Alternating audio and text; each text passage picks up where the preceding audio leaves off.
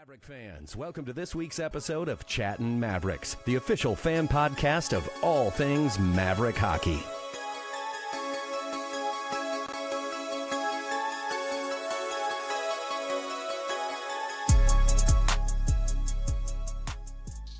Brought to you in partnership with Pulltab Sports. This is Chattin Mavericks. Check them out at pulltabsports.com and on your favorite social media platforms at Pulltab Sports.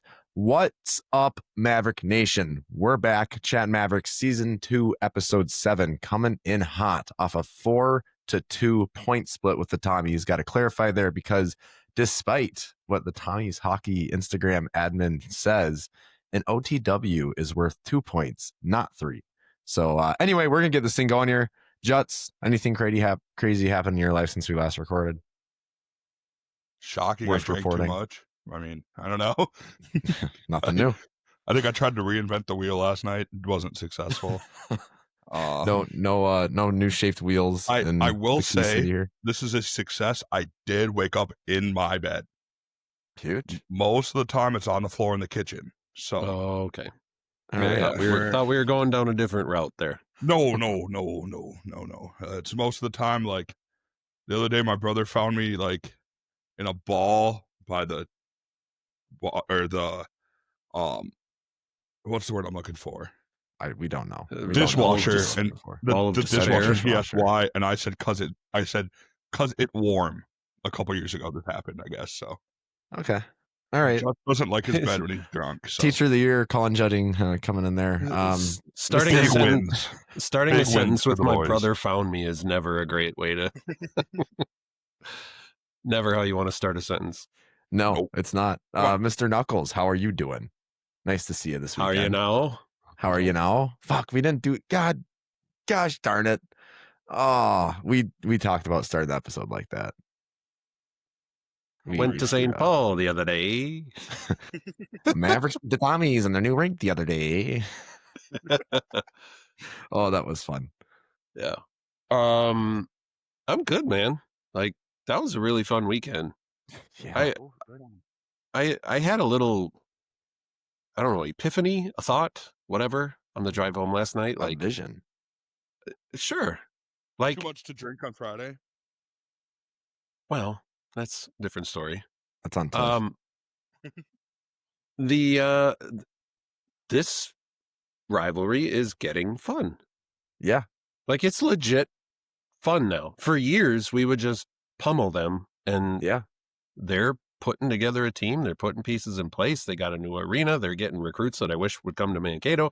Like this is turning into a fun arena. Like the St. Thomas people, like these St. Thomas bros, these St. Thomas bro guys that I'm discovering on Twitter are legit hilarious. Like they make me laugh. My favorite thing is Doyle actually thinking they're like 60-year-old. Yeah.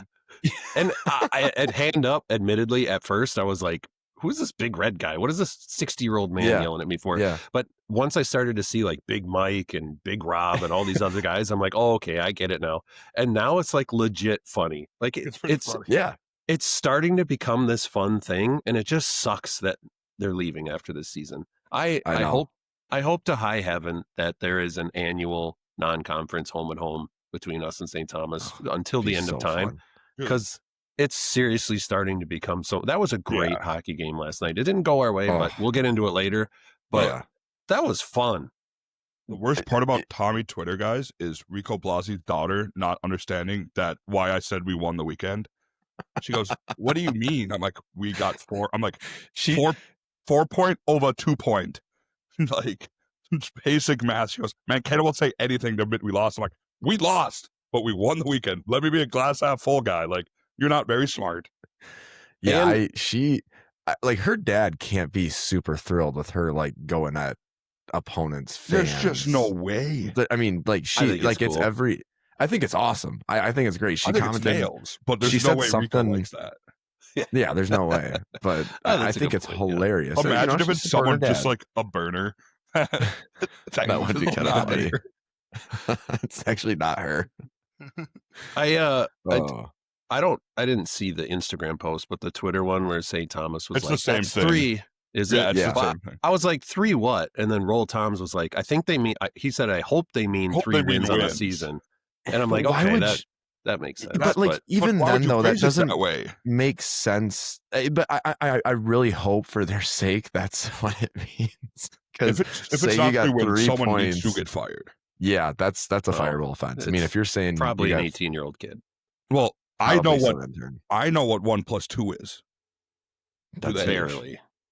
Only That's when what your I'm saying. shoes If are I off. know it, they should know it. That's all I'm saying.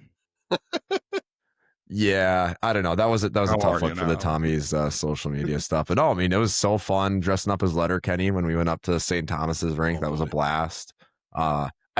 Their rink, really, really nice. You get in there. I thought it felt a little small. Like the ceiling was a little lower than I thought it would be. And I'm not trying to rip, fuck St. Thomas. I'm not trying to rip on the rink. Just felt a little smaller than like pictures and stuff made it seem. Yeah. I mean, state of the art, everything, right? I mean, obviously everything's brand Except new. for no beer. No beer is something they got to talk about. I mean, there's student section chanting "suck this Tommy dick" within earshot of a seminary was pretty classless in my opinion. I think it's hilarious. I'm all for a rowdy student section, but I one thing with these Tommy burners is they lose a hockey game and then they start coming at you like, oh, we're all children of God, this, that, whatever. And trying to use that like their St. Thomas is like they're better than everyone else, even because they lost the hockey game.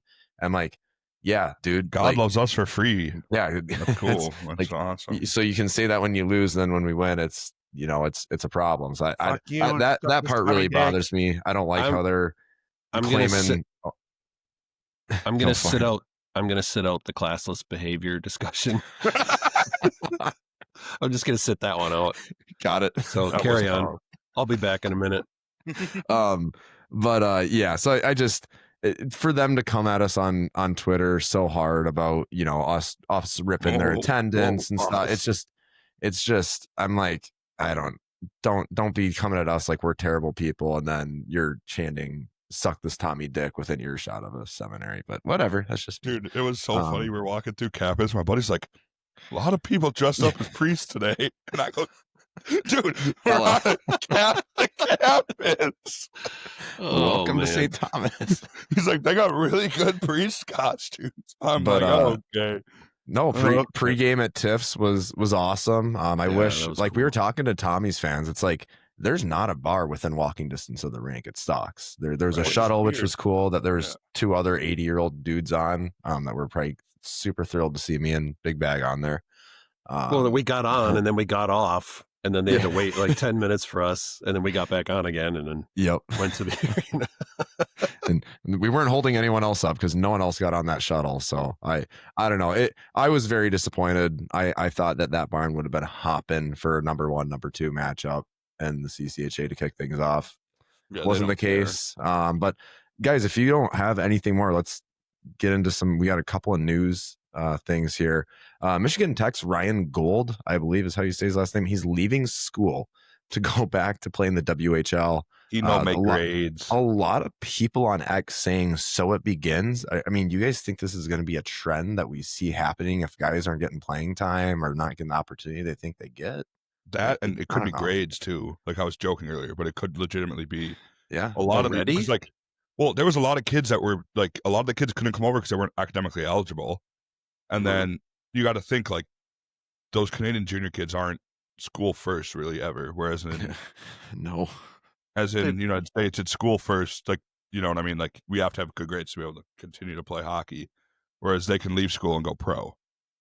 We're 2 months into school though. How bad could their grades be? Well, it just could be like classes are hard, hockey's hard. I'm gonna go where I don't have class and hockey easy. I'm gonna go play. I'm gonna go play against 16-year-olds and get, like Coach said, like 100 points and I don't have to go to class, or I can go work my butt off for 30 points and I have to go to class every day. Yeah, I guess. Well, I mean, there is to your point on so it begins. Like, it's becoming ever apparent that these kids are going to take whatever opportunity is the best one for them or whatever their advisor tells them to do. We're seeing it left and right. Like the days of a kid toughing it out at a university and finding their way and working through the struggles, it's over. I mean, the second the second they have any sort of hurdle in front of them, their advisor's like, well, you could go do this, or this. Here's your options. And you could go to this school, or you could go back to the dub, or whatever you want to do. And then they'll take whatever they think is best for them. I would think this is going to be part of where, when we talk to coach over the summer, where we're talking about contracts and there's got to be some kind of guardrails, especially with money and stuff involved now. I mean, you got to see some kind of term on some of these kids coming to school, because like that's a spot on the team that now is empty. So weird, whatever. I mean, it's a very strange. That's a really good point about contracts. I didn't even think about that, because now they can just leave. Yeah, I didn't even think about it that way. It's nuts. I'd be curious. Like, what if that was, what if Gavin McKenna tomorrow decides that he just wants to up and leave and go back and play in the dub? Like, is that $750? Like, is the check cashed? Is that, you know what I mean? Like, what's the? Yeah, I don't know. It's weird. It's really. I mean, they'd be silly not to put guardrails in.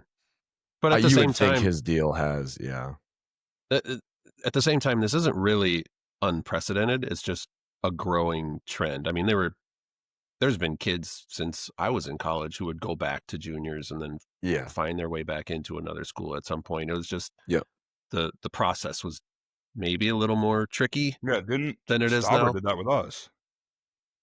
Sure. I have no idea. He left and then went back to juniors and then went to Providence. Huh.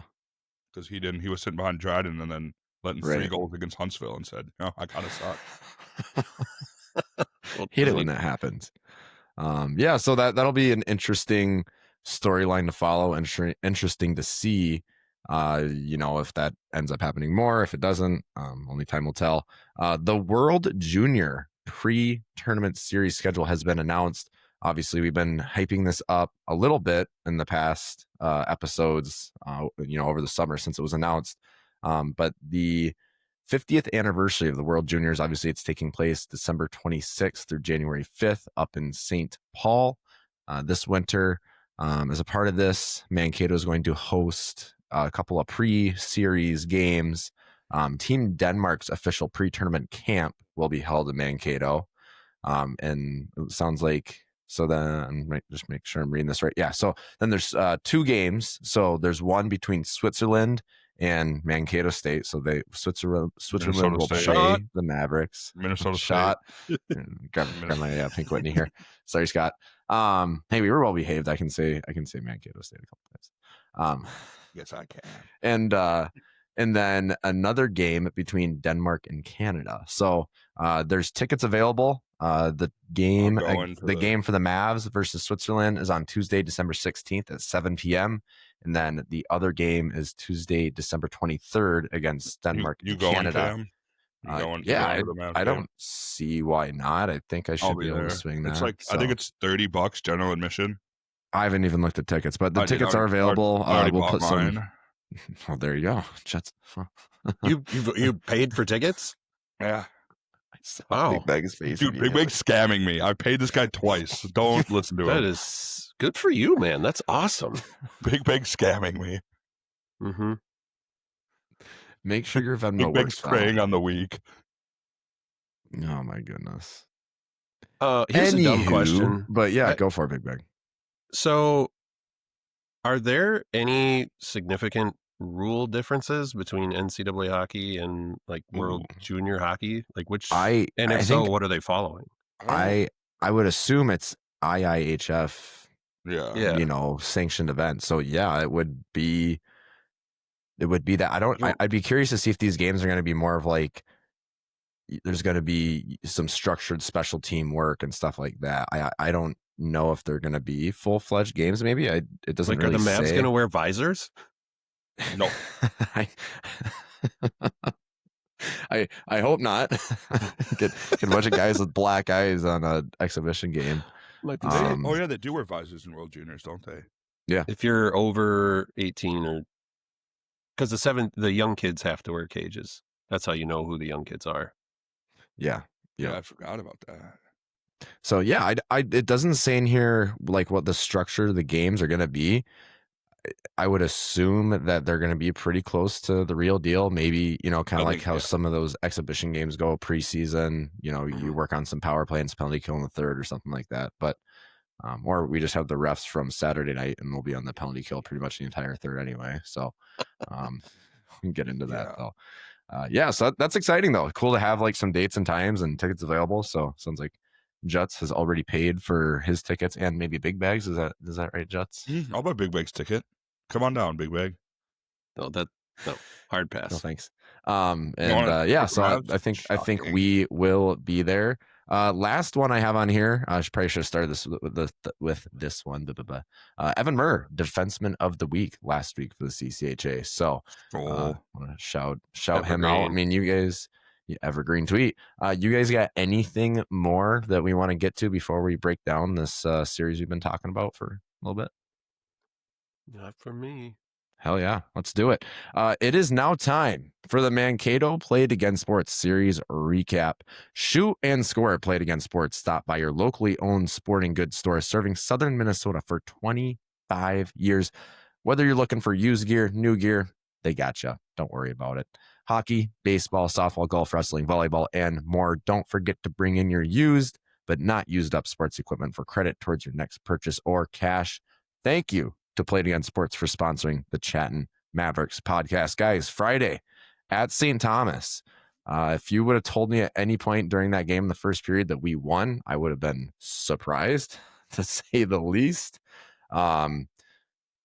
Really, really tough start. I don't know if it was Friday the long Mavericks bus ride. I don't know if it's, maybe it's Chad's Friday Mavericks. I mean, I'll throw it to you guys and we can kind of look at maybe more of the nitty gritty of the box score here, which isn't great if you're looking at shots on the first two periods. The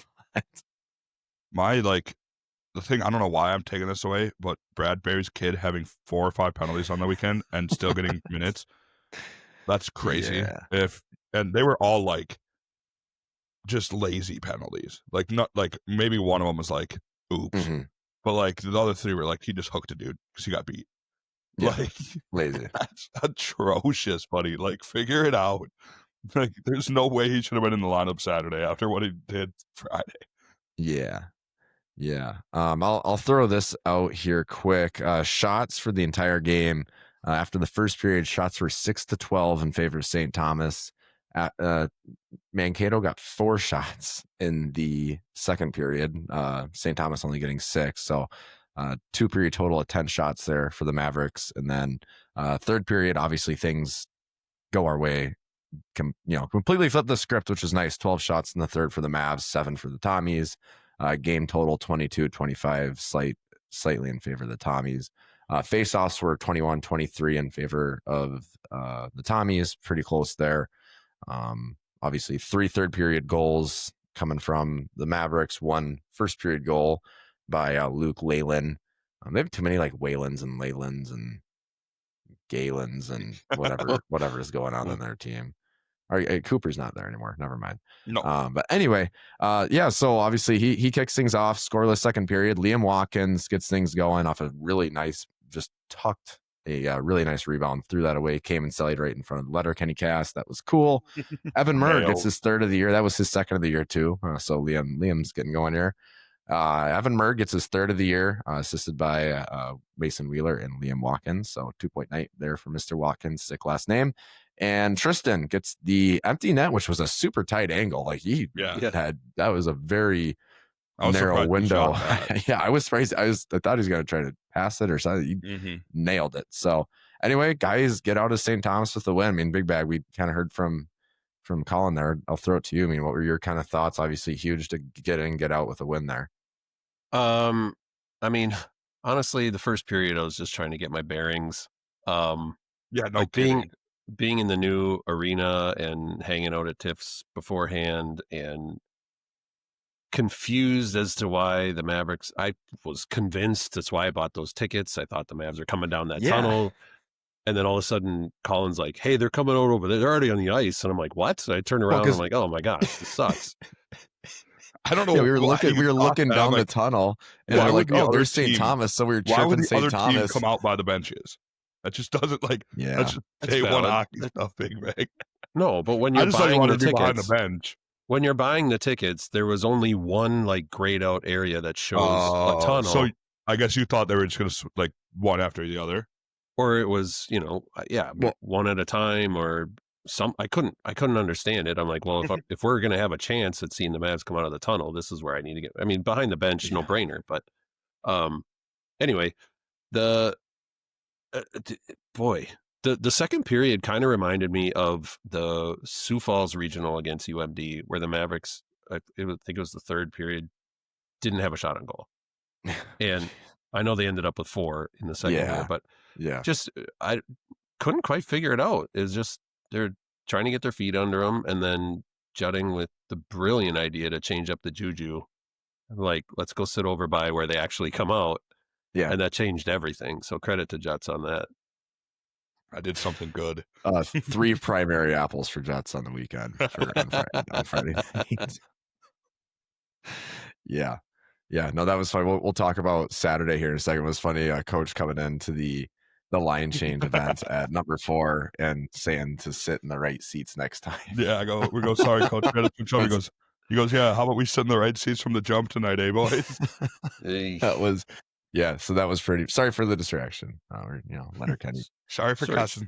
Sorry for cussing. Sorry, Coach. But yeah, I mean, you got anything more on Friday? I mean, obviously, I got a couple notes, but you guys kind of touched on them. So, I mean, terrible first half, and we were boxed in our zone, couldn't really get anything going in theirs, and then looked like a completely different team that came out in the third. And I would, again, I think we talked about it. I would love to hear what that conversation was like after the second and going into the third, because sure, they're maybe looking for a couple new trash cans up there at St. Thomas. But, fucking ridiculous. No, what is it? Fucking embarrassing. Sorry for cussing. For going back to the Letterkenny stuff. Yeah, I mean, Chad, you got anything more for Friday before you hop to Saturday here? No, I mean, honestly, like as tough as it was, as tough sledding as it was the first 2 periods, all 3 of us were like, we just wait till we get to the third. Like St. Thomas had struggled as of late in the third period, holding leads and closing things out. And I don't think any one of us was like, we got nothing tonight. Like we knew the third was going to be big, and they went out and scored right away, and it was game on from there. I knew it was game over once we scored that first goal right away. Yeah, it feels, and we'll talk about this on Saturday too, which I guess we can get into right now. But it feels like this team right now, we're spinning like, and I think there's a couple people that said it this way, but like we're spinning our tires. We have all the talent, we have all we have what we need. We have the horsepower, we have whatever, and we're just spinning tires, just making. Like we, get a little bit of traction, and then, silly turnovers happen on Saturday. It feels like we're right there to be just elite, better than even better than last year. And there's just these things that we keep running into, and it's just working those out early in the season here. That's definitely have better depth of scoring than last year for sure. Absolutely. Like any line can score this year, whereas last year I was kind of like, oh crap, like this is just like a help me line, like this is just to get to the next line. Yeah, no, I mean we had our scoring line, and I mean a few others, and that was pretty much it. But yeah, we can opt to Saturday right now, guys, if you're down. Obviously 4-3 win for St. Thomas in overtime. Heartbreaker there. I mean, just very entertaining game to say the least. I mean, it was back and forth, the quality of hockey just right from the jump. Shots were dead even at 9-9 in the first period. Just back and forth hockey, both team getting chances. Tracy was phenomenal. Yeah. Ingram played relatively well as well. I mean, then that second period, I think we really piled on the shot. The shots were 15-2 in the second period, really kind of turned things on. And then obviously the third period didn't go as well for the Mavericks as maybe this week we would have liked. Started off great, sure. But expected goals were pretty much dead even at 2.7, 2.5, which who fucking knows what that stat means. Whatever. Sorry for cussing. Mankato, and then Mankato 30 shots on the night. St. Thomas 28, so pretty even there. Very even game all around. I mean, it looked like 2 top teams going at each other this weekend, both nights. Quick scoring summary: nothing in the first, and then this Dylan kid, Dylan Godbout, however you say that, gets his second of the year. To kick things off. That was, kind of midway. It was almost right in the halfway mark of the game, right at like 10 minutes. I remember looking at the scoreboard and like, oh, great, halfway through. And then Tristan answers back with like less than a minute left. that was nice. Nice little play from Liam again, and Ralph's really. Liam had a weekend. He's got 2-point nights both nights. He's killing it. So really nice play though. Tristan gets his third of the year, and then we roll into the third. And I mean, there's a lot of time in between the two, but technically less than a minute later, 31 seconds into the third period, Luigi gets his third of the year, assisted by none other than Liam Watkins. So then we're up, and then St. Thomas scores two unanswered goals and make things 3-2. And then with it's just over, it was like a minute and just over 11. Minute 13 left. Jack Smith gets his second of the year, assisted by Tristan again. So I mean, that was an electric goal. That kind of took me back to those games that you're used to seeing at the Mayo, where it's it's a nail biter to the end, something big happens, like holy fuck, this is nuts. So we don't make any game easy. No, we the heart attack kids, or whatever, the cardiac kids is what we're calling them. But yeah, I mean, Chad, I'll throw it right to you. I mean, thoughts on Saturday? Had some of the fam down. Nice little event there at number 4, and then obviously over at Mavericks as well. But yeah, I mean, like you said, started out with the line change event. That was fun. Number 4 rules. Super nice. Like that is a nice spot. Yeah, me and Cam have never been there. Like whenever I think of going downtown, I'm always thinking Front Street and obviously Mavericks, like Mavericks, Rounders, stuff but like that. You want to go have dinner in Mankato, number 4 is the place. It was awesome. Yeah. But then we went over to Mavericks. Mavericks was hopping. You guys were nestled up at the bar. That was fun. We were tanked. We know. Speak for yourself. Yeah. It was strong. But then getting into the game, like that was just an absolute war. Slightest mistakes and it, the tables turned, and we saw that. Couple plays that some players would like to have back. You move on, and they battled back, and they had a chance. They were there at the very end. You're talking about Godbout, like they're a big name in Woodbury. Like the Godbouts, they're fantastic. He was one of the guys I was mentioning earlier when I said they're getting some guys that I wish came to Mankato. I'm watching the Godbouts. Okay. Gavin, I think it's his little brother Gavin Godbout, Dylan Godbout, like great hockey player. Like those are the kinds of guys that they're getting that's kind of turning this program around. Yeah. And he contributed right out of the gates. Gaffney, the transfer from Harvard, was the guy we had to watch, and he made a huge impact. 6 on the year now. Yeah, he was playing really well. He was there.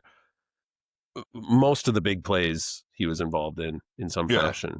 And then when Jack tied that up at the end, I was watching to see when Strand was going to call Tracy over, and he started waving him over, and then I heard a little to the bench. Yeah, and then I heard a little, then I looked over right when Jack scored. That was absolutely nasty. But was then, heartbreaker. 5? I guess they don't even put that in there. No, I mean, they were... That's not a stat, I mean, technically maybe, but we didn't have a guy, like we didn't have a 6 He wasn't in there yet. He scored. College Hockey News says it was an extra attacker goal, but I think he was getting on the ice. Yeah.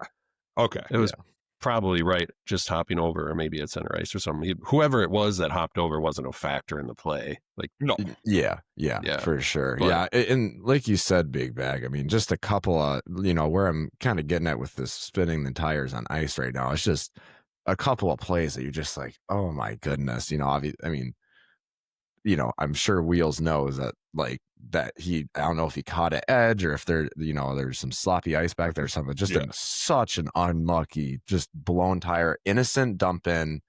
I think Tracy might even stopped it behind the net. I can't remember. Yeah. Innocent dump in. Wheels goes back Wheels goes back to set it up. I mean, there was some pressure from a St. Thomas guy, but nothing. Like it wasn't he didn't have to go make a move or whatever. And he goes in there, completely blows a tire. St. Thomas guy obviously realizes that something bad just happened and goes in there, scoops the puck, throws it out in the slot, and just a clusterfuck of a play. Yeah. And they get one there. That was that first one. And then the blind backhand pass right into the slot pretty much just gifted them another goal there. I think that was their third, maybe. I think, Yeah. or maybe that was the tying A goal. lot But of those. or no, that was a tying goal, and then Gaffney walking around our entire team and just skating across the crease unscathed. I mean, that was sick goal, but I mean, that's pretty. A lot got to of get those can happen. got to get a body on that. Yeah. So they know. I'm not worried about it. They know. Yeah, they'll figure it out. Silly, none of those goals. None of those goals are like, oh, they were just a better hockey team than us. They were all like, we scored on ourselves 3 times. The way I look at it, almost. Did you guys see like the defensive lineups? Well, like defensive pairings were like pretty different yesterday. I looked at Cam and I was like Soupy's playing with Strand right now. Obviously, he's 7th defense, but like Soupy and Wheeler were not on the ice together very much last night, from what I noticed. Yeah, I guess I didn't notice that. Didn't they start? Yeah, but like they weren't like, at least when I would look up, like Murr was playing with Ralph, and then it was like kind of like Conrad and Wheeler, from what I remember. I could have just looked at weird times and it been like, just, Soup got off and Conrad hopped on, and then Wheeler got stuck on the ice. But I didn't know that, but that's a good point. It looked a little like our defensive pairings were a little like different than normal. I wonder, maybe there's some in-game like matchup. I don't know. Whatever. I could just be completely like I could just be completely just noticing at the wrong times or anything. Yeah, sure. Yeah. But speaking of defense, though, who's really Jets? No, who's really like impressing me out the gates is Hupka. Yeah. He's looking really good. Other than that backhand assist, but he's been unbelievable. Was that him? Yeah, I think that was his backhand. Yeah, I was going to say, I thought Hupka was the one out. No, Houston's the one. Mrs. Lincoln. Okay. It's just the wrong team, but he has been. Yeah, he's one of those guys. Conrad's been impressing me too. Yeah, Conrad. I mean, all the guys, like this weekend, there were spurts of this team. I'd say in the first 2 periods on Saturday and the 3rd period on Friday, there were spurts of this team where it's like, this is we got something here. Like that, I don't think like that first night in Omaha is obviously worried, and now I'm kind of like, okay, we've got something here. Like this looks like a really quality hockey program again. So I don't know. I mean, you guys have anything more on the weekend as a whole? Obviously, I kind of want to talk about like St. Thomas goalie. Like he's the 3rd string goalie going into the weekend. Yeah, Trotter's hurt, and the other goalie, I believe goalie. He might. Goalie of the week. Trotter was hurt, I believe, and the other goalie was banged up enough where they didn't want to let him go, but he would be available if something happened. I think is what a Tommy fan told me. Yeah, because like, why do you have a draft pick sitting behind a freshman? Right. If that's what really happened. He's going Enrico. Imagine getting like your first game, you haven't played all year, and then you were staring down the barrel of the Mavericks. I'd shit myself. And he held his own. He looked pretty. You do that plenty, anyways, without playing Division I hockey. He looked pretty dang good. Like we saw a freshman goalie against Bemidji. He let up 5 goals on 6 shots. We see this goalie, and he let up, what is it, like 5? I don't know math. 6 goals on the weekend. Pretty good. 6 goals on about 50 something shots. Yeah, that's really not. That's not terrible. So I just watched that highlight, and that was Hupka. Yeah, so other than that play, maybe check that. It's not ripping on someone that doesn't deserve it. No, that was definitely him. Whoopsie. Yeah, so I don't know. Everyone, just like Hannah Montana says, everyone makes mistakes. Everyone has those days. Everyone knows what I'm talking about. Everyone gets that way. But I mean, 4-2 split on the weekend. We'll take. I think going into it, I think we were all kind of saying last week that St. Tommy's fans, it was a real split. No, it wasn't. Shut up. Yeah, I mean, going into it, 2 top teams in the league, you kind of have to expect that it was going to be 2 tight checking games, and that they were probably going to be close to a split, and that's kind of what happened. Obviously, nice to come out on the top end of things when you look at the points. Would have been nice to get an OT winner in us. That would have been really, speaking really nice, of 2 top teams, I'm kind of eating my words on the whole I was going to say, let's 9th thing. Let's get into the Captain's Patch out of town scoreboard here. I mean, shout out Captain's Patch. Thinks we were pumped to have them back. We'll have we'll have some literature to read here soon. But shout out Captain Spatch. Love having their stuff around. I know Big Bag's got a can right there. So, yeah, Friday. We'll just roll down the list here, and when Juts hears what he wants to hear, we can talk about it. But Michigan Tech falling to Clarkson 4-6. Final overtime score against Lake State and St. Lawrence 3-3. And obviously it's non-conference, so they don't really say what happened. Otherwise, final and overtime, Bemidji State wins the shootout against Bowling Green 4-4 going into overtime. Not great there. Juts is sneezing right now.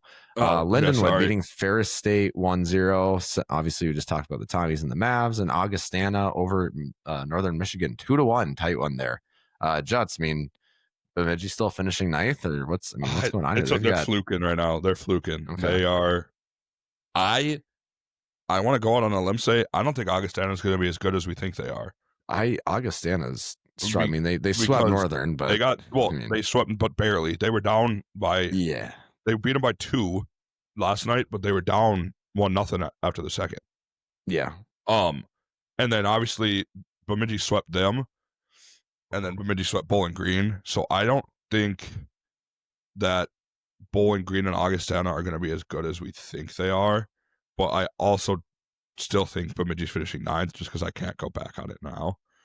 I like that. I mean, I will say they didn't, like, I watched some of the highlights. They didn't look like they choked in the third to let it go into overtime on Friday. Mm-hmm. And, like, yeah, they technically won both, but it was 4-2 because they won them both in overtime, right? I don't know if Saturday was yes, they were. Yes, they were both in overtime. Yeah, on Saturday we could 6-point split or 6-point sweep. Yeah, well, but it's a sweep. But you're not happy with a 4-point sweep. Yeah, no, it's But yeah, it's weird that because I watched them in non-conference and they looked terrible. Yeah, so I guess they're putting it together, but I still think they're going to finish 9th just because they don't have their best center. So. Anymore. Yeah, like Just was just saying, Bowling Green over Bemidji on Saturday now here, 3-2 in overtime.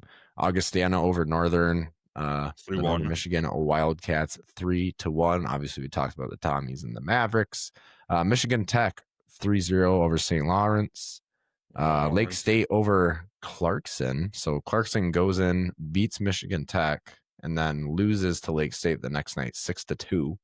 And then Ferris State losing to Lindenwood 3-2. So, Lindenwood's a wagon this year. And I guess so. I mean, any other scores? There's a couple out of town scores that were kind of important to know. Sweeping Ohio State was surprising to me. I thought they were going to at least split. I watched the game on Thursday, and Ohio State was dominating.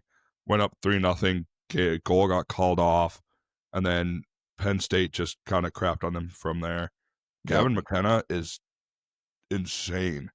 Yeah, like he doesn't score, like he doesn't have the scoring numbers, but like his stick handling, his puck or his like vision on the ice is insane. Like one of the assists was just like not many people are making that pass, and he saw it and made it look effortless. It's pretty cool watching him play hockey. Absolutely. I mean, Big Bag, you got any scores that jumped out to you kind of out of the CCHA, maybe in the CCHA? I know exactly what I was going to say. 2 big ones. The Gophers are dead, man. Yeah. Yeah. Gophers got smoked. What is going on there? See you later, Bob.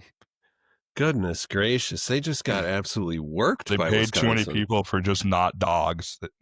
You having fun yet, Tate? Players. Bobby, can you write Bosco a letter? I want to go back to Mankato. Enjoy that free Chipotle. We get it here too, dumbass. Every Monday. Honest, legit question. Would you take Tate back? As they just called him a bitch and told him to eat Chipotle? Absolutely not. Yeah, I would. Oh, you wouldn't? Okay. No, loyalty in hockey means something. Hockey is a loyal sport. I don't care how good you are if you do what you just did to us 2 weeks before training camp starts. Had he left earlier, that it could have been would have been fine. But if you're chasing money over a team that gave you a chance after you sliced your arm open and didn't think you're going to play hockey ever again, no, I don't want you back. That's fair. You know, you went on the War Road thing about TJ Oshie, how you were so happy that Mankato or Minnesota State, sorry, I'll take a shot, gave you a chance, and then you realize, yeah, no, F them, I'm going to play with Bob Motzko and lose 5-rip to Wisconsin. Yeah, that's cool. Yeah. Like, no, I don't want him back. That's fair. That's definitely fair. Yeah, I unbelievable. The Gophers are. I sent out a tweet this morning, and this is kind of getting into the segment that we do right after this, which is standings and stuff like that. But some way too early. Looking at the MPI stuff, we're sitting at 5th. St. Thomas sits at 42nd. Minnesota sits at 52nd. The next closest CCHA team is Augustana at 11th. Our non-conference opponents sit at number 1 in the nation, which is Wisconsin, number 9, Omaha, and number 56, RPI.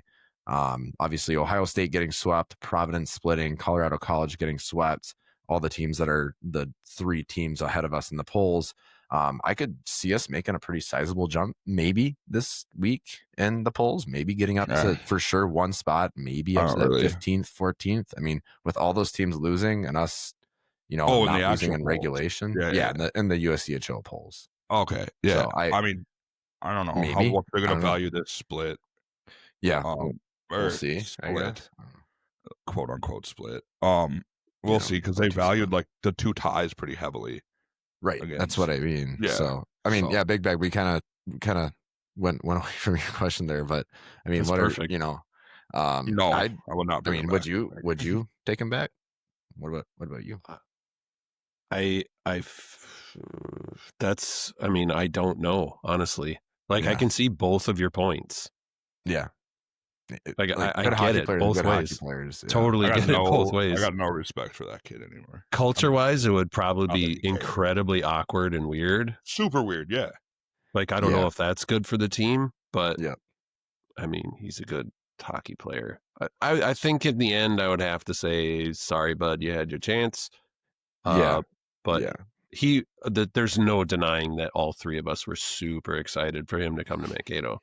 Oh, yeah. We've said it multiple times. So it's... But I guess in the end, like, yeah, sorry, dude. I would pretty much echo that same thing. I mean, he is a great hockey player, but it would be... I feel like it'd just be so awkward, too. Like, the thing with the Gophers is they just get all of these pretty good players that have always been the best player on their team, have always been just like their coaches let them do whatever they want because they're freaking nuts at hockey. And then some of them can be hard to coach. If you're uncoachable, it's hard to gel with your line mates. It's hard to gel. And if you have 5 kids that are uncoachable on one team, how are you going to mesh together? And you can see that now it's hard with all these top kids, and then they're going to leave after 1 year. So it's hard to like gel.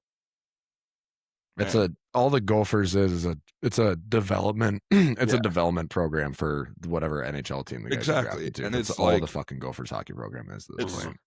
It's hard. Yeah, it's hard to become a team.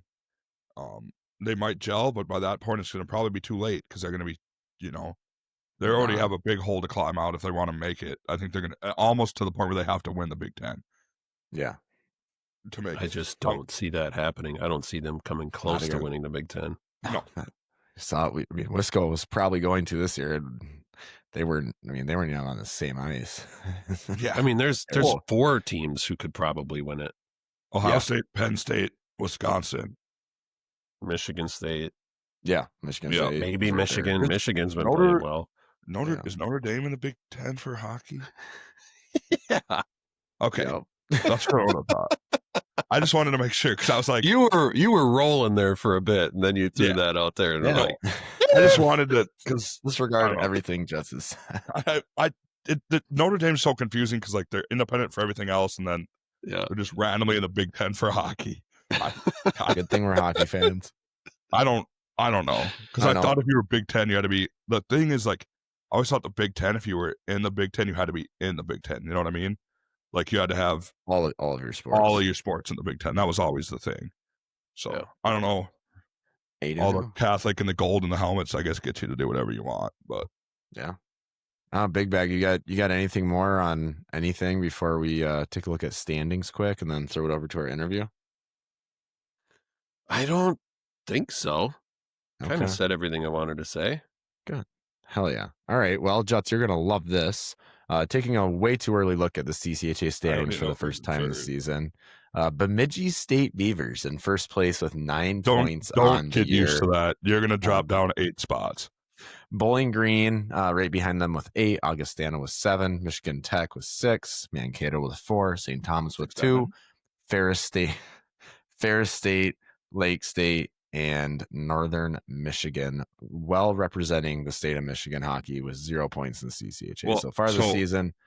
Everyone has to know that they've played, the Bowling Green and Bemidji have played 4 CCHA games. We've only played 2. Correct. So Bowling Green, Augustana, and Bemidji have all played 4 games in the CCHA. Everyone else has played 2. So I don't really start really looking until everyone's played till they've had that bye, and then we're all kind of equal game wise about Thanksgiving time. So that's when we're really doesn't matter till week 5.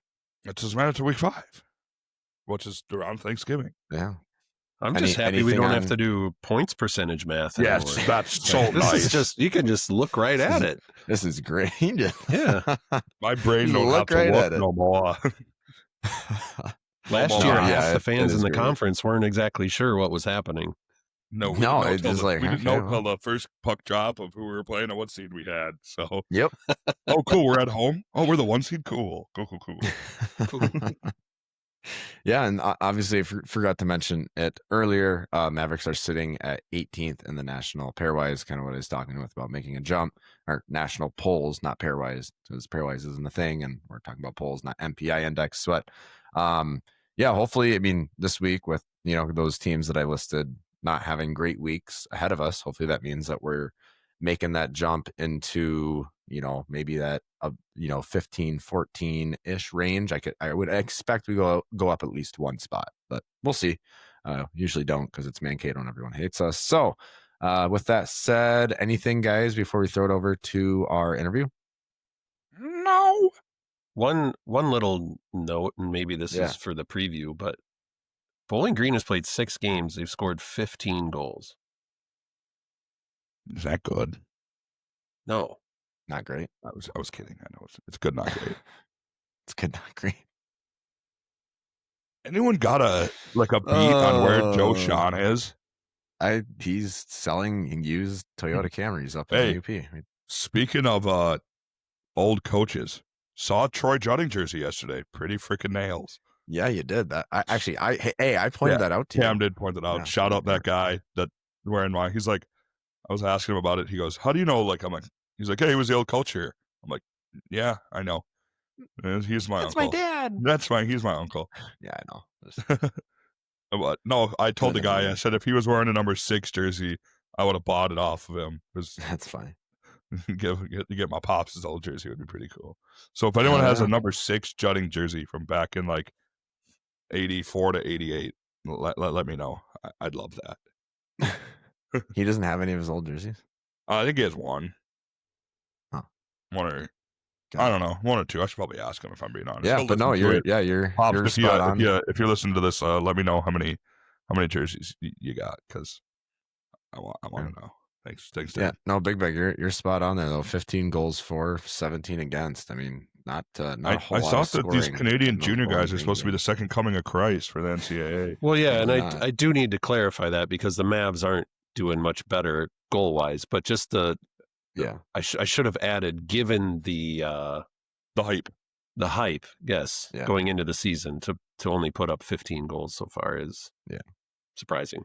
We also always said from the get-go this season, we're not going to win games 6-1 this year. Right. I don't think that's not just like last year. That's why we got Tracer, who was unbelievable. Alexander Chekhov made some huge saves. So let's get into it though. It is now time for this week's interview, brought to you by Maverick Sports Grill.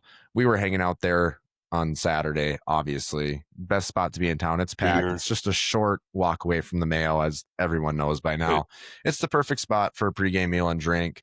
with penalty box booths, more Maverick memorabilia than the bookstore, fantastic food, a mini jumbotron, and a wide variety of drinks. You're going to feel right at home as a member of the Mav fam. Be sure to stop in next time you're hanging out downtown Mankato, before a game, after a game, whatever suits your fancy. Let's throw it over to this week's guest. All right. Joining the show, man that doesn't really need an introduction. He's better on a microphone than all of us combined. He's the voice of the Mavericks. You can hear him on the radio, Mr. Matt Dean. Matt, thank you for joining the show. How are you doing? I'm great. Happy to be here. Thanks for having me, guys. Good to be back. I've been listening, but we were just saying, like, I don't watch the show on YouTube. So you guys have improved your backgrounds, most of you. Better equipment, so it's sounding and looking better than ever. So I've enjoyed following along, and I see you guys in person at the games, obviously, but it's good to catch up on the podcast and watch you record it now for this time. Yeah, no, it's quite the process we have here. You should hear us when we all get on at first. It can be an experience sometimes. So, but yeah, I mean, obviously, getting things, recency wise.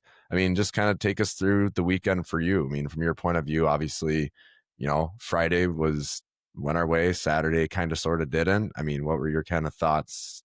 Anything you got on the weekend? I mean, just throw it right to you. Yeah, I think looking at the weekend as a whole, I think there's a lot of positives to take away. Obviously, right? You take 4 of the 6 points.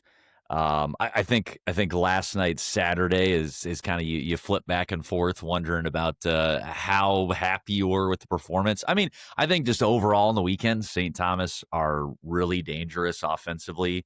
So you held them to 1 goal on the first night.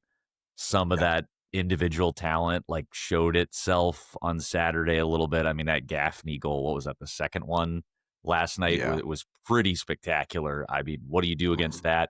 One of the 3 goals the Mavericks gave up Saturday was a little bit of a fluky play, right? Where Wheeler lost an edge, and give credit to St. Thomas for taking advantage of that. So, I mean, I think you look back at what the Mavericks gave up and chances kind of in the high quality home plate area. I didn't think there was much from my recollection.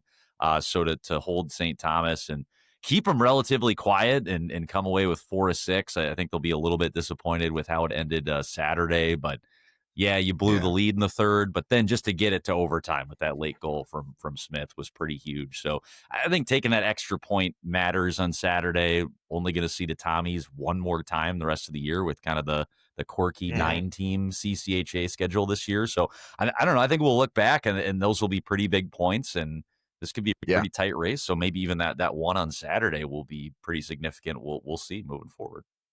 Yeah, you're dead on. I mean, from what we saw, but even on Friday when St. Thomas was really clicking, I mean, they look like a very, very dangerous hockey team at times. I think their inability to close out games gives some teams opportunities, which, we took advantage of on Friday. So, and they kind of flipped the script on Saturday, but yeah, it's, they look good. For you, and I'll throw it right to you, Chad, and after this one, but for you, new rink, where were you calling the game from on Friday, and what were your thoughts on kind of the behind the scenes of a new rink up at St. Thomas there?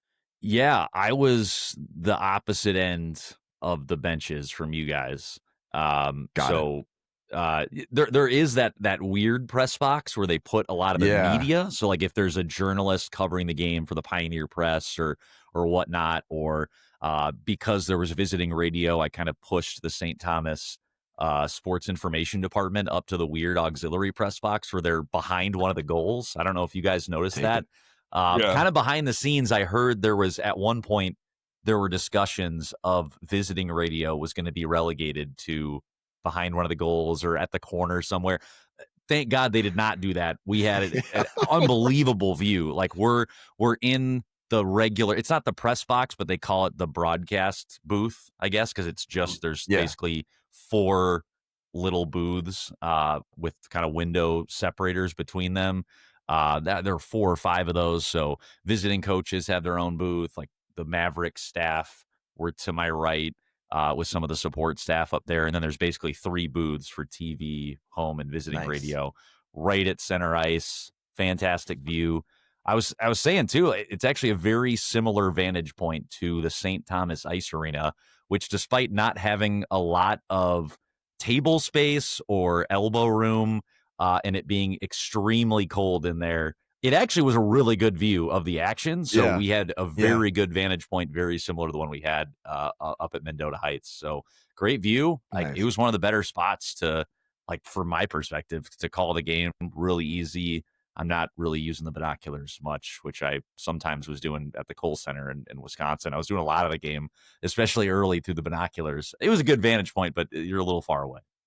Yeah, no, because you're up by us. Yeah. The place was cavernous. That place was absolutely huge. Chad, I'll throw it right to you. Well, I actually was going to go right down that similar path. And year two, you've gotten to experience some new away arenas. Baxter, I don't think you've been to Baxter before. Kohl Center, now the new St. Thomas Arena. Did you have a favorite? Did you have one where you're like, oh, a radio guy could get used to this? Like, was there one that stood out to you? So, I mean, so far, like, recency bias, like, just from calling a game and how close we are, like, St. Thomas is one of the best ones. It really is a nice setup. I think they've built it to kind of be the perfect size. I know they're still working on kind of filling it up a little more, but I think, like, this is really, like, the first year where St. Thomas is, like, really building out the fan base. There are some diehards that have been there from day one, but it's really hard, especially when they have an off-campus arena 20 minutes, away from the campus. They're not in, like, you guys probably found out, like, this week, but they're not in, like, a densely populated part of St. Paul. It's just kind of like the neighborhoods out west. It's like not that far from my house, actually, but, like, it's not, like, right in the middle of downtown. So you're not going to just immediately draw from the people right in the neighborhood. So they're building it out. I think it's a really nice size, and, like, it's just a beautiful rink. It really is nice. There's a lot of good amenities in it. So that's been one of the good ones. I mean, I always love going to the Kohl Center. I mean, that place is too big, is kind of the fault of it. When you have a Saturday night Wisconsin-Minnesota game, I didn't see any pictures from that game, but I bet it was absolutely packed last night. They didn't really populate it well on a Thursday. Yeah. The Thursday night game wasn't good, but I know on a Saturday, like, Wisconsin-Minnesota. I'm assuming didn't see pictures. I'm assuming it was pretty good.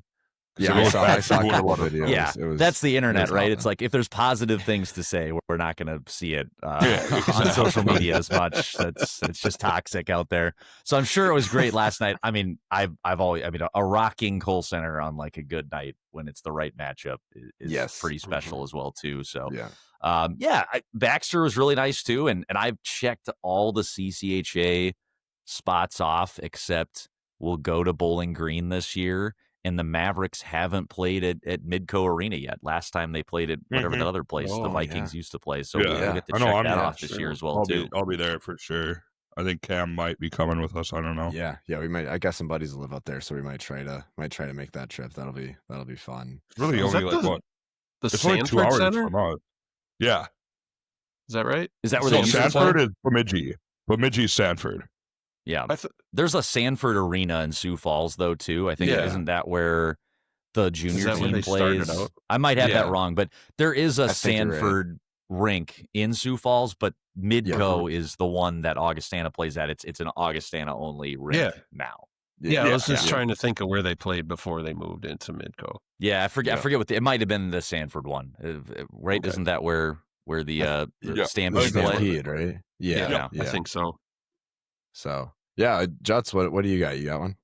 Yeah, so, like, when you travel, are you on the team bus? Are you driving yourself with some of the other guys? Do they put you up in hotels? Like, how do they treat make them you? sleep in the bus, Juts? Well, no, but, like, I'm just saying, you know what I mean?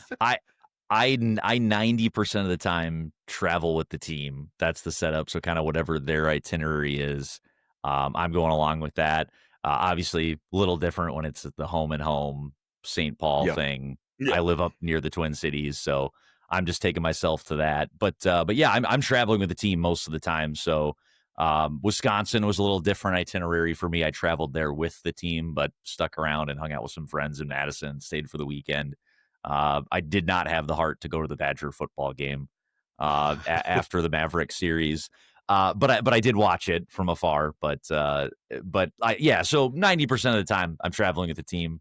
We've had a couple real short road trips where I've kind of changed the itinerary on the back end for myself. But yeah, I'm typically traveling with the team, so they put me up and treat me really well. So that's awesome. I mean, obviously we're not looking to get any, cancelable offenses here, but any funny stories from the buses, any like stories that stand out about being with the guys all the time? Oh man, this year it's been a little different this year just because I think this might be something you guys don't know, but they've changed the rules. I think it's across college hockey.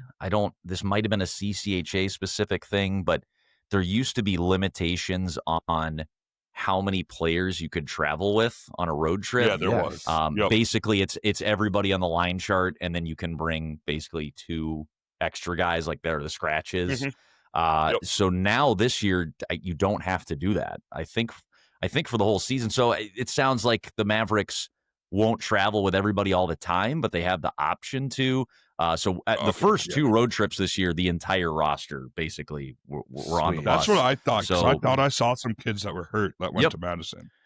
Yep. So we had a lot of scratches, like because the whole roster basically was coming in, and it's nice because they can go to the morning skate, get a little extra practice in. The guys that aren't going to play in the game that night stay connected with the team, and sometimes there's coaches that stay back and will practice with the guys that don't travel. But just having everybody together, I think, is big, and especially early in the year where there's still like a lot of spots that are up for grabs with guys competing, right?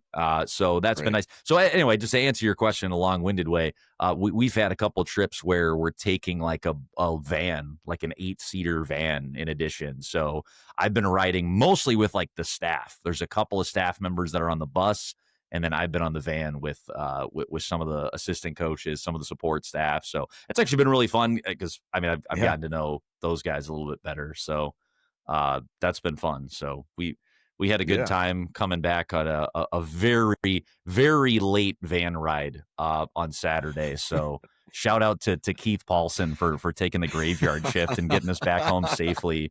But we got a little speedier in the van. We can cruise a little more. So we were out ahead, and Keith was taking the graveyard shift, and he got us back safe inside. We had the 7:00 game in Omaha, and that was the game with like 4,000 penalties. So it took a little while to get out of there, but we got on the road quick. Keith got us back, so that was huge. So we're in debt to him for getting us in bed like an hour sooner than we would have been, and it was still like 3 a.m. That's what it was like coming home from Madison for us. Me and Big Bang. Big Bang probably didn't get to bed till 5 a.m. because he had to drive from Mankato home. Yep, that's correct. Yeah, that's a shift right there. Chad, you go for it. You have one. I'd like to go back to Jack Smith's tying goal because as I was talking to the boys earlier, and I was from my seat, I was kind of watching Strand and Tracy to see when he was going to call him off, and he had just started to do it. And I was saying, like, I could hear just like a little bit of, oh, and then I looked over and it was right when he scored. So, and it made me think, like, from a radio perspective, I mean, you have to go out and paint the picture of what's going on here. Do you kind of have to be like a little, maybe trying to be 2 steps ahead of what's going on to like really present what's happening? Do you have to do a little bit of foreshadowing? You're like, oh, something could be happening here. Yeah, I think one of my weak points is I've missed a couple times right when they pulled the goalie, like either one way or the other the last couple of years. So I've tried to be a little more on top of like head in a swivel, and it's like, oh, are they going to pull the goalie in this situation? And it's hard because that wasn't like a timeout where when there's a timeout, you're very clearly looking, okay, is the goalie going to skate back out? They probably called this timeout to pull him. So I was looking over, and it was like a very quick sequence. Like I turned my head and I said, oh, Tracy's coming off. And then I turn and look, and I see just basically the drop pass coming to Jack. And I think I had to watch the replay to say like who passed it, but it was very quick. So that was kind of just one where I was actually working on that. I'm like, I need to make sure I see when the goalie's coming off. So it was very quick. And that was awesome last night to get that back. Like they had the 2-1 lead. It felt like St. Thomas was going to steal one in regulation. So yeah, we said it already, but I think that goal from Jack's pretty huge for when we're going to look back maybe a little later in the season, just with only one game against St. Thomas coming up. Yeah. Definitely. Yeah, it was nice to at least get it to overtime, especially with just like we said, those silly mistakes that are just not even mistakes, just misplays and catching some ruts in the ice and stuff like that is tough. Yeah. I thought the guy had a first couple penalties. Like, I haven't had a chance to go back and look. Seemed like I didn't really see it for the ones that went against the Mavericks. But then the last like 2 or 3 or whatever it was, that was kind of frustrating because I felt like those were some just frustration penalties that they didn't need to commit. So it kind of felt like MSU should have had like 15 full minutes of 5-on-5 to try to dig back into the game. Oh, you're losing me. Well, a little bit of technical difficulties there, but we're back. Dean, let's just hop, going into this weekend. Bowling Green, kind of highly touted as the #1 recruiting class coming in by, some people online. I mean, haven't really seen it quite yet. I mean, what are you kind of expecting going into the weekend here? It's going to be, a nice home series here in Mankato. Yeah, I think they're kind of still the biggest unknown in the CCHA right now, right? I mean, they've played so few games. They've got a couple of conference weekends now under their belt. But they've only had one non-conference weekend so far, I think. Like, they just haven't played very much. And then the other big element, like you guys have mentioned, all of the players they added from the CHL, which is just going to be the big thing, right? Like, how does that translate to college hockey? I don't think we totally know that yet. So Dennis Williams has all the connections over in the WHL, being a former coach out there. So, sweep at Lake Superior State, who it seems like might be struggling so far this year, and then a couple of losses where they went to OT both times with Bemidji State last weekend. So I think it's going to be, an opportunity, hopefully, for the Mavericks to jump on a team that are still kind of finding themselves with a lot of young players, a lot of potential. I think this could be a stronger team in the second half. So I think the Mavericks, like, if they keep playing with their defensive structure and organized way that they've been able to play the last couple years, and we've seen flashes of that really good defense from last year that's translated to this year. I think in theory it's a series where you feel like you can come away with points both nights, but it's a Bowling Green team that could wake up at some point this year. I don't know if I'm personally totally sold on a lot of the CHL guys. I think like what Omaha did actually seems like really smart.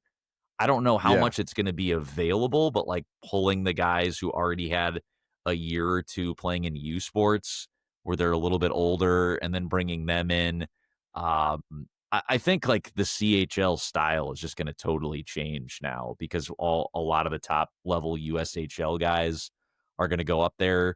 Just from what I've heard, it seems like a lot more players running in the future are going to be coming from the CHL that go into college hockey, but the complexion of the CHL is going to be like totally different in 2 or 3 years.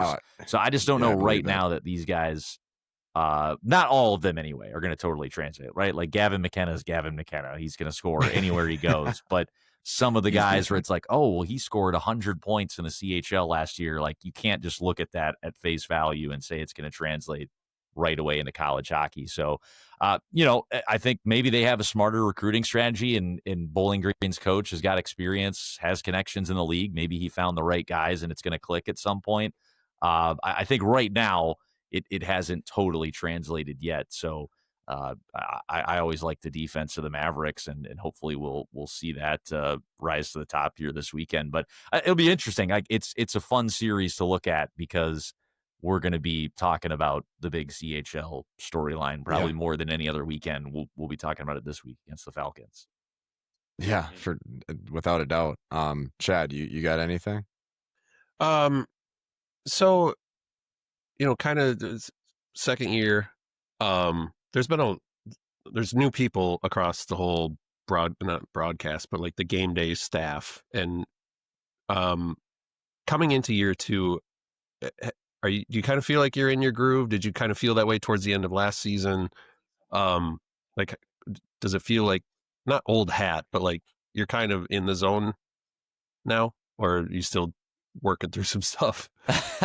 No, I mean, I feel more comfortable for sure. Just being back.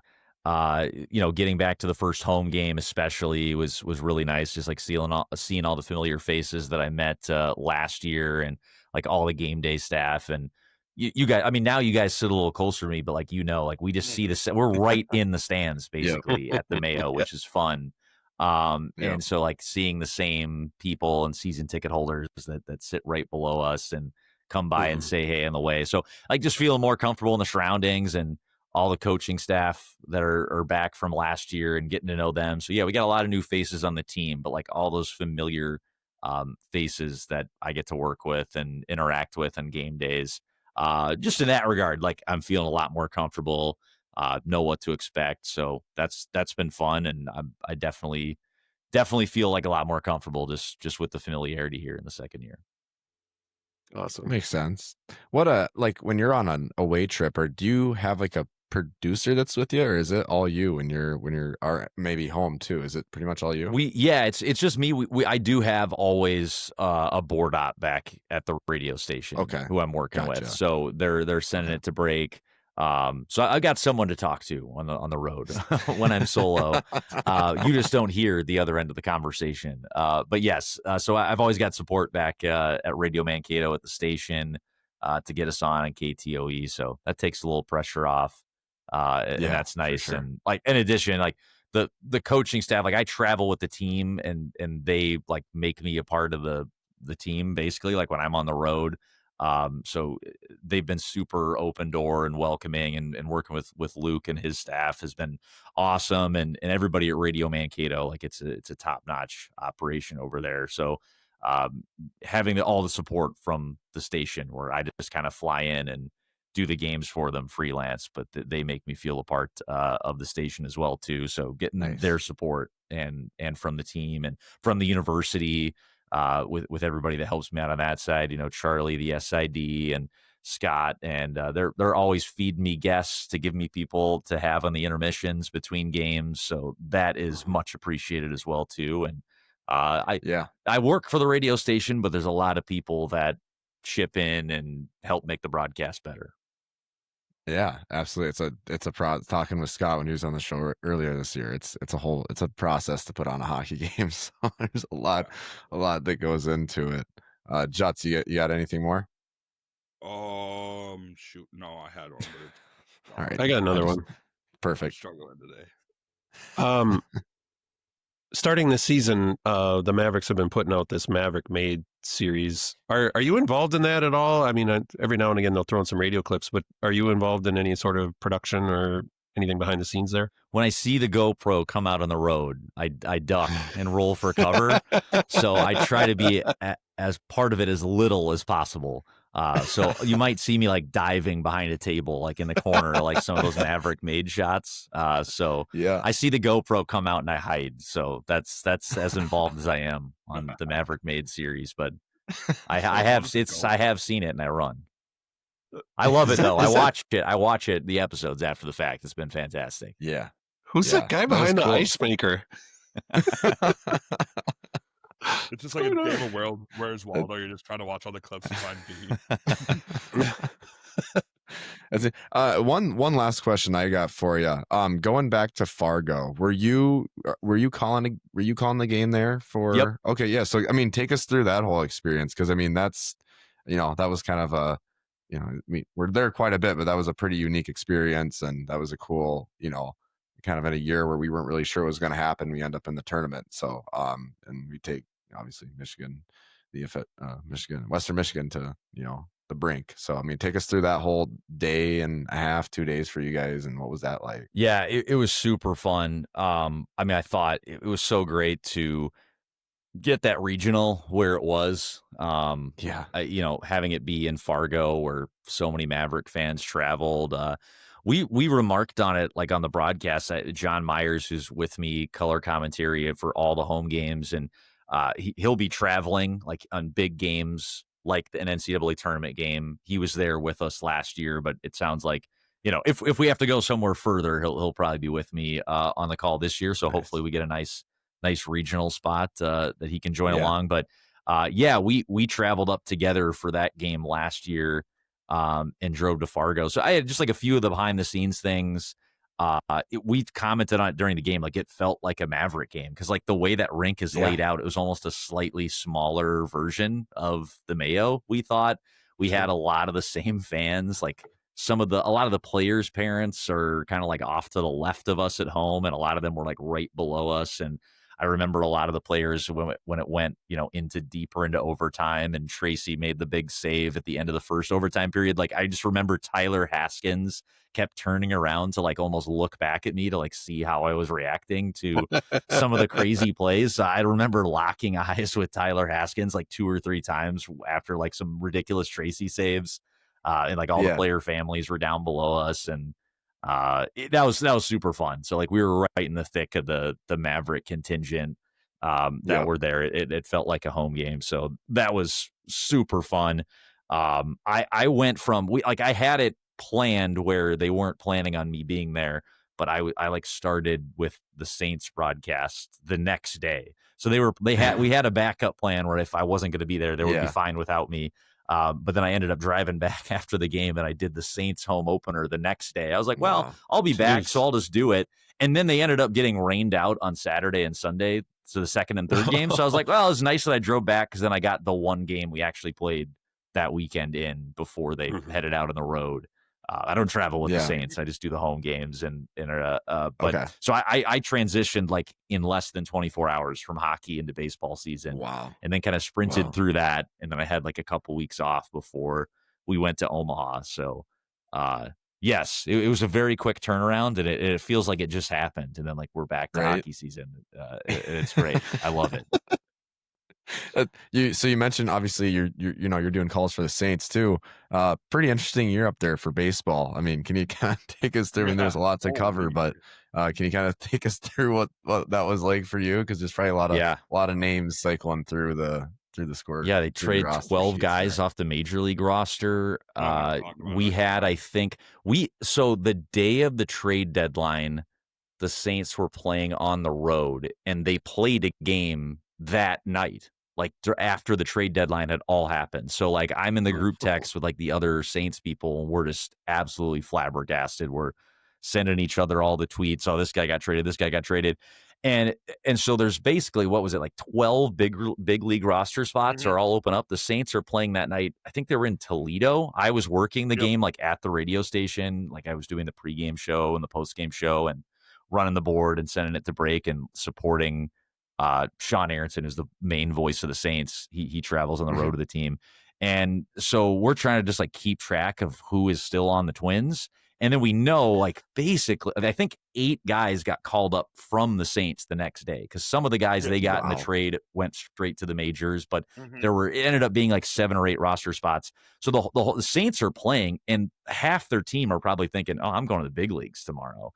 And so, like, we almost got no hit. Like, I think they took a no hitter into at least the 8th inning against the Saints. It was ended up breaking it up, but like the Saints seemed like checked out, where half the team thought they were probably going to the majors the next day.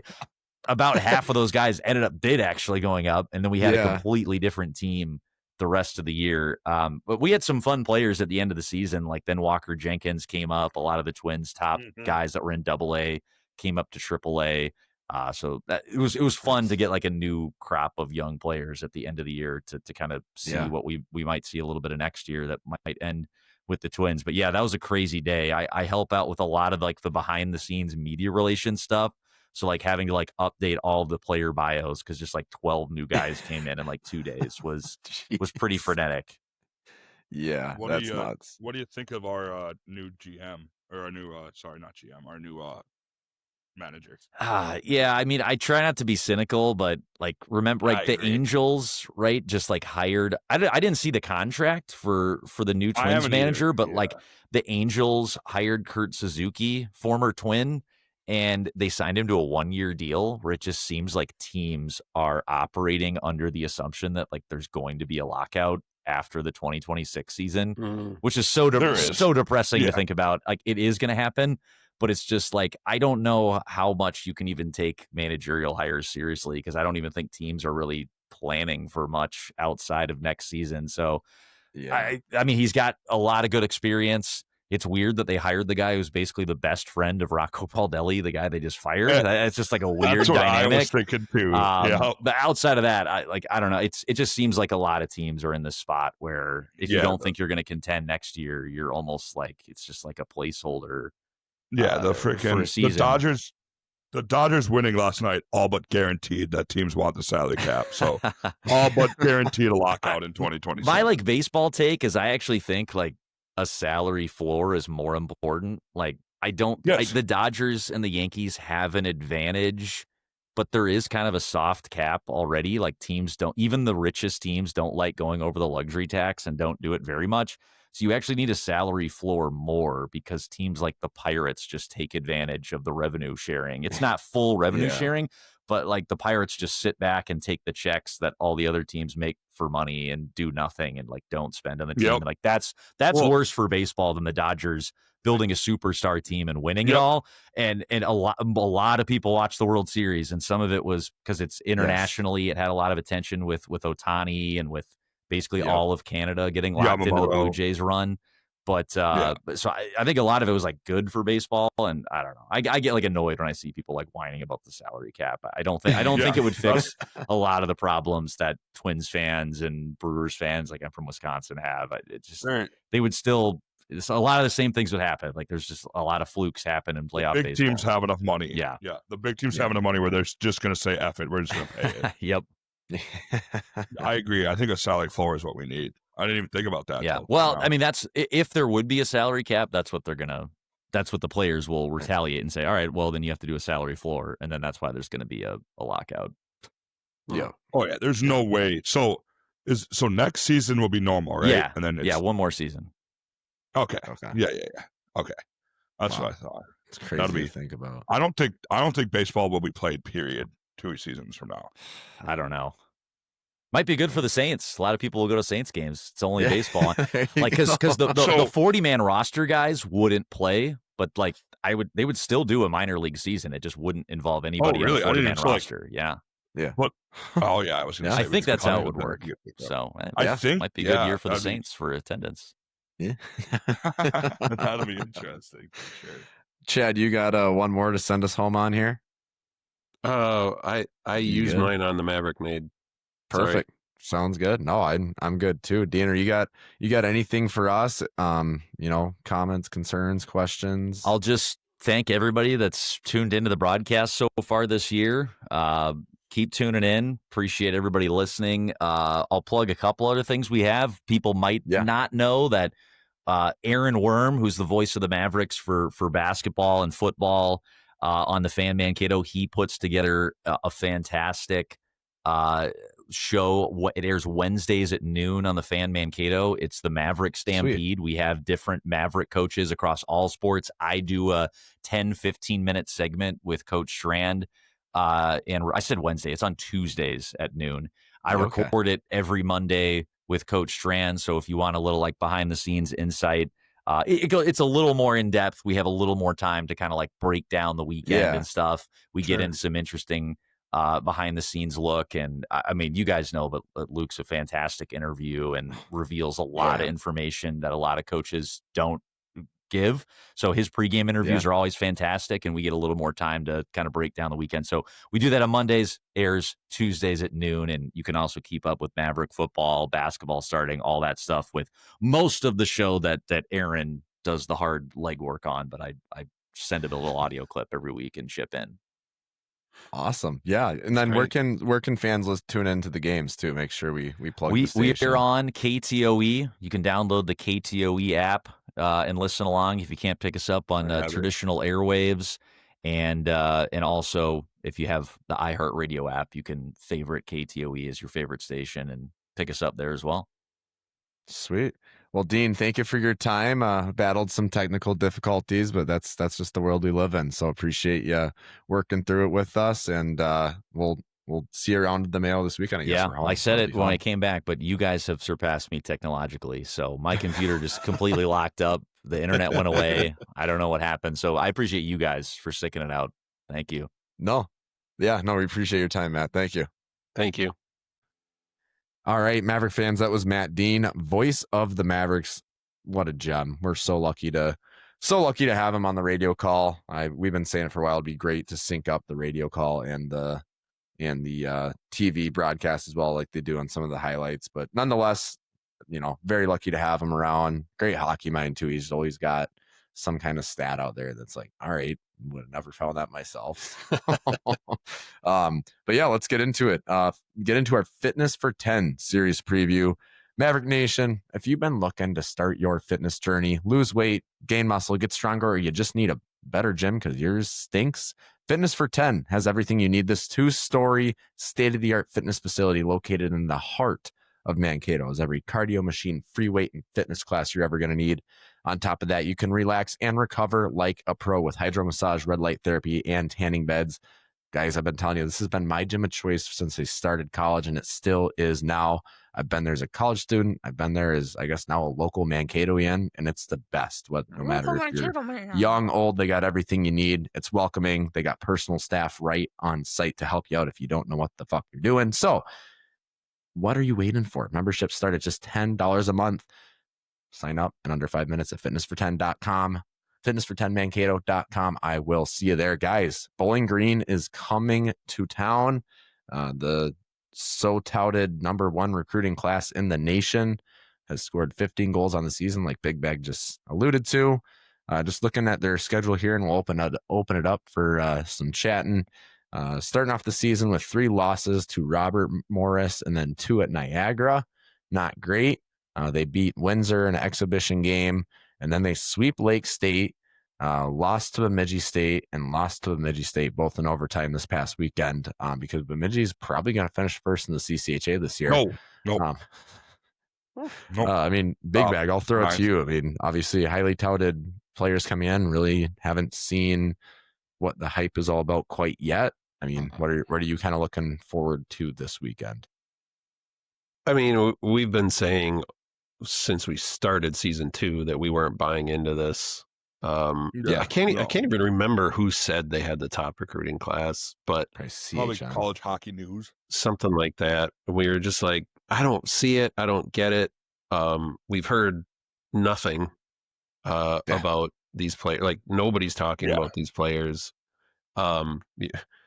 Kicking off the season 0-3, getting worked by Niagara. I haven't heard of Niagara since like I was in middle school. I went to a regional, and they were there. I haven't heard from them since. The only reason I heard of them is because Jackson's roommate transferred to Bemidji from there, and he had, he had things to say. Let's just say that. All right. I mean, looking at their stats, there is no like clear-cut guy to watch. Like last week, we said you got to watch for Gaffney because he looked great statistically. There's nobody coming in this weekend where you're like, oh, no, I watch for that guy. Not to toot my own horn, but there's usually a couple guys that I can recognize on a roster from either previous college hockey seasons or playing somewhere in juniors or high school. Don't recognize a single guy on here.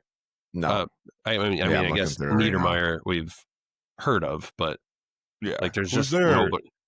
Who's their goalie now? Yes, I was just gonna kind of chime in on that. They've got 3 goalies on their roster, obviously, and they've pretty much split time all the way around.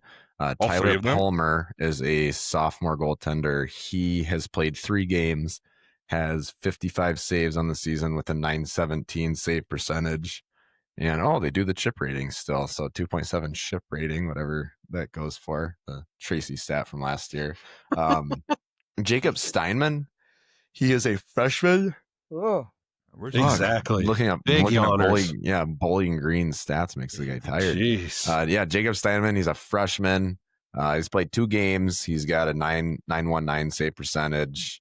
And then Cole Moore, who we've heard of and played before, he's a junior. He's played 2 games and does not have great stats. So it looks like they're kind of throwing it around. We could see any of these guys by the looks of things. Cole Moore played pretty good. Like it's interesting to see his decline. Yeah, he was someone decent. I was like, crap, we have to deal with him for 4 years, and now I'm not too worried about Cole Moore. Yeah. So, and like you said, Big Bag, kind of like spread scoring here. There's not really I mean, their leading goal scorer is 2 goals on the season with 2 other guys. So, I mean, I don't really know. I mean, forget melatonin. You want to get knocked out, just go take a look at Bowling Green's information, their stats, their team. Just like, yeah, that'll put you out, man. Can confirm. Are you Big Bag? You gonna make an appearance this weekend? Yeah, going on Friday. Gonna try to go Saturday. I'm not quite sure yet if I'll make it. Who we bringing Friday? Some of my buddies, some of the hockey dads. yeah, we kind of do our. Sorry for cussing. We're screwed. It's our annual trip down. Is that the one where we ended up going to the bar after last year? And then you guys stayed at that cabin or whatever? Yep. Are you doing that again? Staying at the cabin? Yeah, that's the plan. That's what we usually do. So are we going out to the bar Friday night? We'll go. Just inviting We'll himself. go out after the game for sure. Yes. That was one of my favorite Big Bag Jets memories. has invited himself on Big Bags. Well, no. This is what he does. I said, are we going to the bar? I I didn't invite myself to the cabin. All right. The bar's a public place. But I mean, you guys got anything more on Bowling Green here? I mean, there's not to get into Justin's cabin talk here. But I mean, freaking idiot. I mean, we're kind of falling asleep, so we might as well if there's any other. I mean, I got nothing more. I mean, this for the Mavericks, the schedule so far. Every game is going to be tough. Don't get me wrong. This is Division I college hockey, the whole spiel, the boilerplate language. But looking at our schedule this season, this is kind of the first weekend where it's kind of like a put it all together kind of weekend. Like, it's been a battle all season long. Omaha, Wisconsin, St. Thomas, the whole deal. This is going to be kind of that, like, let's get, like you said, the wheels are spinning. Like, this is the weekend to kind of really lay the wood. Yeah, no, I mean, for all you aviation listeners out there, I mean, we've been on the tarmac, we've been at the gate, we've been on the runway, and, we're pushing down that throttle, and this weekend would be really nice to see things take off. So you're welcome, airplane people. We should have I think anything less than 6 points would be kind of a letdown on the weekend. Yeah, I agree.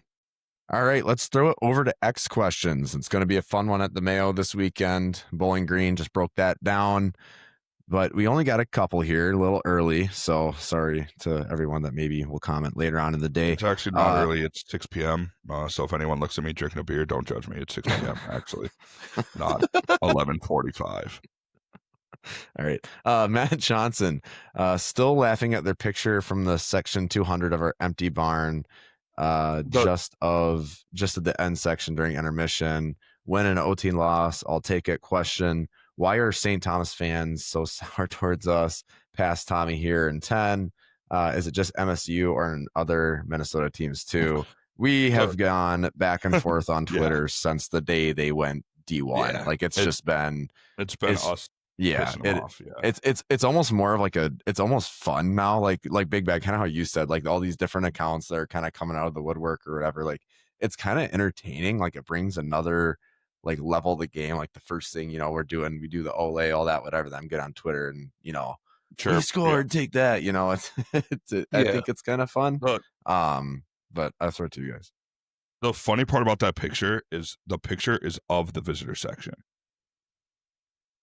I haven't seen the picture. So a St. Thomas guy took a picture down because from where we're sitting, the far left section is the visitor section. Oh yeah. So that's where my bud family would sit for the Beavers games, and a lot of the time those get sold to the Tommies or whatever. So you basically are chirping that your fans didn't show up because that is the visitor section. I guess that's fair. It's one way to look at it. Well, it's our barn, so we kind of have to fill it, but we did. We had I think we had 4,200 there was the. So let's just say this. You guys, St. Thomas didn't even announce their attendance, and that's how you know it's bad. Yeah. Their barn couldn't hold the amount of people that were at the Mayo on Saturday. That's all we can say. And Chad, what do you got? We got to get going here, Jets, because Chad's got to go, so we can't. Well, I would say that we like you said, we've instigated almost all of this. We spent years just hammering St. Thomas and kicking the crap out of them, and we've been saying a bunch of stuff on Twitter, and now they're starting to put everything together, and they're coming back and saying stuff at us, and it's kind of fun. Like it's becoming a rivalry. Like I said, like people do that back and forth. We're gonna do that back and forth till the end of time. And I tell you what, I haven't met most of these people, but I'd probably love to have a beer with them after the game. Like it's just that kind of, it's starting to become fun. We don't actually hate each other. We're just talking trash on Twitter. Like we met some St. Thomas fans that we've been talking to on Twitter, and they're like cool. Like we chatted with them. Like we just had a great conversation and then went on our way. Like it's not like I don't know. It's just becoming a rivalry. That's what it is. And I met, I told him I shot him up, but I met Robbie, the St. Thomas burner account or whatever. I met him at Rounders, and we had a great conversation, had a drink. Big Rob? Cool dude. So yeah, it was so yeah, I mean everyone's a cool dude at the end of the day. So last one here, we'll get this thing closed off. Nick Mueller, sloppy third period is leaving a sour taste in my mouth today. Stupid mistakes which led to them getting 2 goals. What can be taken away from both positive and negative from the Hindenburg disaster of a period, or just flush it and move on?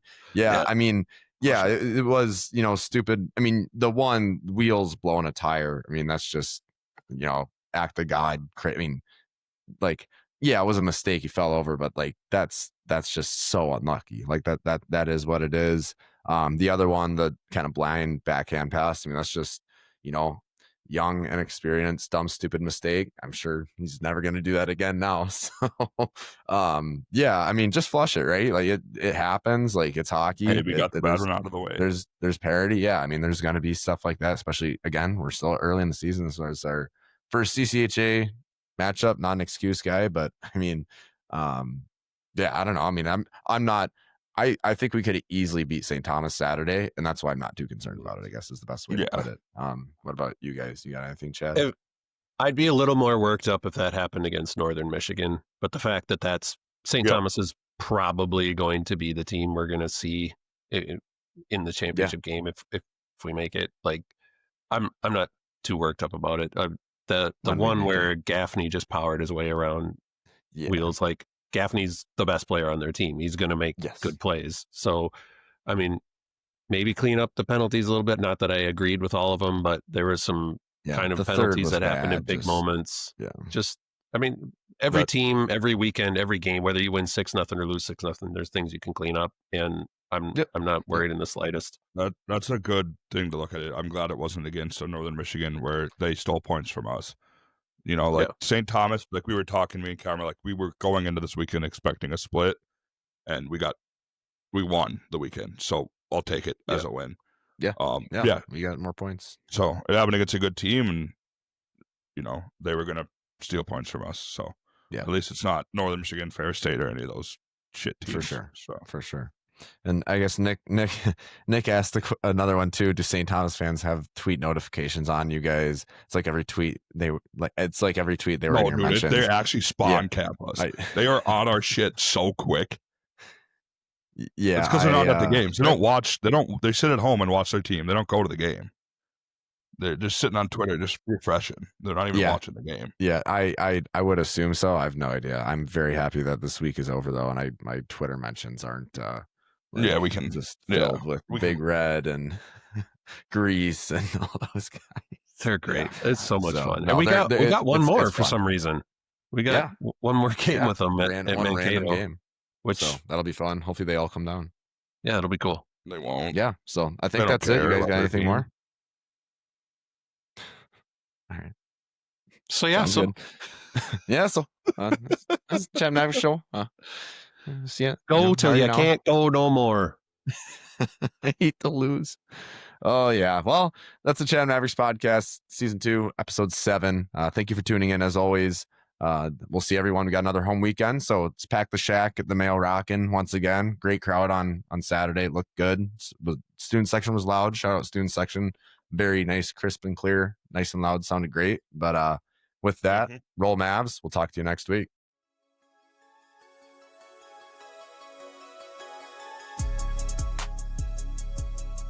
Thank you for tuning in to the Chattin Mavericks podcast. Please be sure to leave a review, subscribe, and share. Roll Mavs.